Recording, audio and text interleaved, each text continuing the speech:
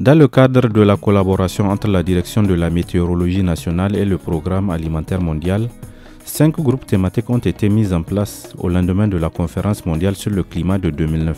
Ces groupes thématiques ont pour objectif de produire des bulletins sur la situation climatique au Niger.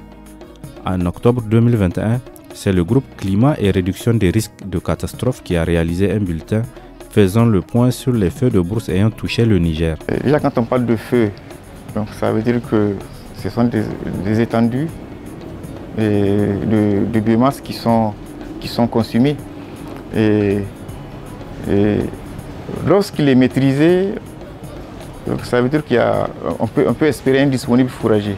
Mais lorsque l'étendue de la biomasse consumée est très importante, ça veut dire qu'on va faire face à un déficit fourrager qui va nécessairement impacter l'alimentation du bétail. Parce que là, c'est du bétail qu'il s'agit. Et si le bétail est impacté, l'alimentation du bétail fait défaut, donc vous voyez le cheptel en termes d'embonpoint, il sera affecté à son tour. Et du coup, donc on aura du mal à présenter ces animaux sur le marché, à les écouler. Cette année, c'est la région de Tawa qui a été la plus touchée, avec plus de 700 000 hectares brûlés, suivis de Maradi et de Zender. Pourtant, selon Mme Aminou Nafissa, certaines situations climatiques pourraient amplifier ce phénomène.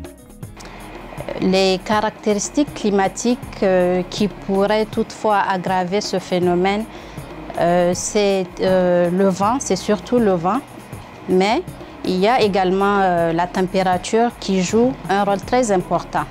Une hausse de température engendre non seulement un vent sec, mais plus chaud et aussi crée des écosystèmes inflammables parce qu'il y a une forte évaporation qui se crée. Donc l'augmentation des températures, dans notre cas ici dans le bulletin, les températures sont de l'ordre de 1 à 2 degrés, ce n'est pas à négliger. Donc une hausse des températures pourrait effectivement aggraver ce phénomène.